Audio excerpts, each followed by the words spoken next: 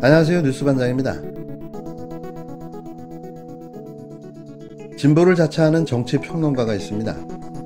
그의 정치 이력이라고는 2010년 무소속으로 출마한 경상북도 구미시 시의원 선거에서 무려 4,086표를 받아 시의원에 당선된 게 고작인데요.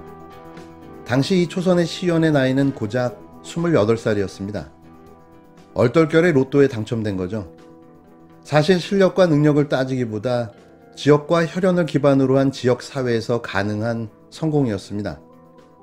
더욱 이채로웠던 것은 당시 진보를 표방한 이 시의원이 경상북도 구미시에서 당선됐다는 사실인데요.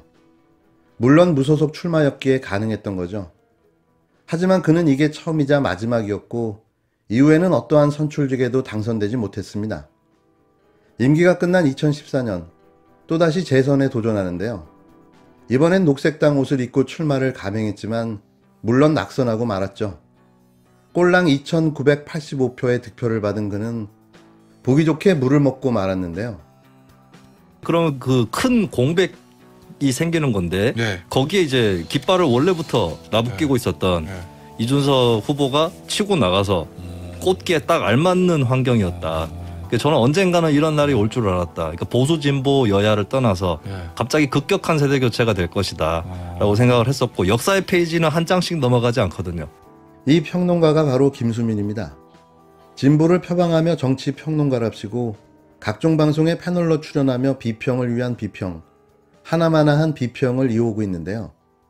그의 논조는 진보에서 시간이 흐르면 흐를수록 다소 모호한 형태를 취하며 살아남기 위한 어정쩡한 스탠스를 취하고 있습니다. 기계적 중립을 유지하며 진보도 보수도 비판하는 잔꾀를 부리고 있는 거죠. 그래도 처음에는 들어줄만 했는데요. 이후 그의 변질돼가는 모습에 웬만한 사람들은 손절하고 말았죠. 사실 이번 사태로 언론에 노출되기 전까지는 그가 아직도 정치 평론을 하고 있는지조차 몰랐는데요. 그러고 보면 이건 자신을 알리기 위한 관종짓이 아니었나 하는 합리적 의심도 듭니다. 서민이나 진중권을 벤치마킹 했을 수도 있는 거죠. 아, 이렇게 하면 뜨던데, 이러면 인터뷰도 좀 하고 인지도 좀 만들고 그러면 먹고 사는 게 좀 나아지지 않겠어? 뭐 그런 게 아닐까 하는 생각을 하게 됩니다. 물론 이건 개인적인 생각임을 밝힙니다. 저 또한 대한민국 국민으로서 저의 생각을 말할 수 있는 자유가 있는 거죠. 저 또한 평론과 비평을 자유롭게 할 수 있는 겁니다. 이번 조국 전 장관 모친의 편지글을 지멋대로 해석하고 평가하며 최소한의 인륜조차 저버린 이 무늬만 진보인 관종 평론가에게 참 먹고 살기 힘들지라는 말을 전합니다. 조국 전 법무부 장관이 자신의 모친의 편지글을 인용하며 조 전 장관을 예수에 비유해 논란이 되고 있다고 보도한 언론을 비판했습니다. 저는 이 편지를 무려 20번을 넘게 읽어봤지만 대체 어느 대목에서 조 전 장관을 예수로 비유했다는 건지 찾을 수가 없었는데요. 저도 한국어를 좀 잘하는 편인지라 이 정도 문장을 독해내는 능력은 있습니다. 물론 문학적 소양도 뛰어나 은유와 비유 등 각각의 단어와 문맥의 속뜻까지 이해할 수 있는데요. 누가 좀 알려줬으면 합니다. 도대체 어떤 생각을 가지고 이 편지를 읽으면 그런 내용이 나오는지 말이죠. 여기 무슨 암호가 있는 건가요? 해독을 해야 하는 겁니까? 조 전 장관은 28일 페이스북에 멸문지화의 고통을 겪는 성모님을 생각하면서 버티고 있다는 내용으로 어머님께서 신부님께 보낸 편지를 왜곡해 조국 모친, 아들을 예수로 생각이라는 기사를 쓰는 기자, 이에 동조의 가족을 비난하는 국힘당 소속 정치인들을 생각하니 분노가 치민다고 감정을 숨기지 않았습니다. 저도 이렇게 화가 나는데 조 전 장관은 어땠을까요? 앞서 정의구현 사재단 대표 김인국 신부는 페이스북에 조 전 장관 어머니인 박정숙 웅동학원 이사장의 편지를 공개했는데요.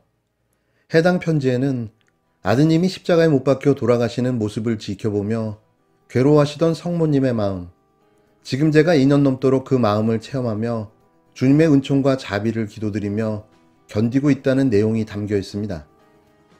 지금까지 조국 전 장관 일가족의 상황을 모르는 바가 아닌지라 저도 모르게 울컥하는 감정에 눈물이 나고 말았는데요. 하지만 이들의 눈에는 그렇지 않았나 봅니다. 모 눈에는 못밖에 안 보이는 거죠. 편지가 공개되자 이를 두고 김근식 국힘당 송파협 당협위원장은 조국 가족이 스스로 아들을 예수로 착각하고 어머니 본인을 성모 마리아로 일체화한다면서 조국 가족 전체가 다 문제투성이이자 범죄 혐의자인데 조국 어머니가 스스로 성모 마리아 운운하니 참 기가 막히고 코가 막힌다고 비판했습니다. 이에 조 전 장관은 제 어머니는 김인국 신부님께 보낸 편지에서 아들을 예수라고 비유한 적이 없다고 반박했는데요. 조 전 장관은 또 부산대 의전원 입학 취소 처분 소식 후 눈물을 삼키고 묵묵히 업무를 수행하고 있는 딸에 대해 빅토리아 시크릿, 즉 여성 속옷 브랜드를 입고 있는 것이라고 한 진보 정치 평론가의 글에는 기가 막히다고 일갈했습니다. 이 진보 정치 평론가가 바로 김수민인데요. 얼척이 없는 거죠. 앞서 시사평론가 김수민은 자신의 페이스북에 수십 개의 화살이 박힌 조 전 장관이 딸을 안고 있는 모습을 일러스트로 올린 뒤 옷은 옛날 빅토리아 시그릿인가라고 적은 바가 있는데요. 미국 여성 속옷 브랜드인 빅토리아 시그릿은 패션쇼에서 여성 모델을 거대한 깃털 장식이 달린 의상을 주로 입게 하는데 조 전 장관 등에 꽂힌 화살 등이 깃털 장식처럼 보인다는 취지의 글로 해석됩니다. 김수민 평론가는 조국 교수가 저를 비실명 공격했다며 빅토리아 시그릿 패션쇼 옛날 날개옷 몰라? 이 그림 보고 옷이라고 부르면 대기 입은 화살옷이지 아이옷이냐고 반박했는데요. 그러면서 그런 글 쓸 시간에 문서 위조에 대답하라고 헛소리를 남겼습니다. 사람이 한결같을 수는 없나 봅니다. 물론 진영 논리에 따라 아니면 자신이 처해진 현실과 환경에 따라 변하기도 하는데요. 김수민 평론가의 문제는 선택적 진보와 보수라는 데 있습니다. 어정쩡하다는 거죠. 이런 비평은 정말 편할 수도 있습니다.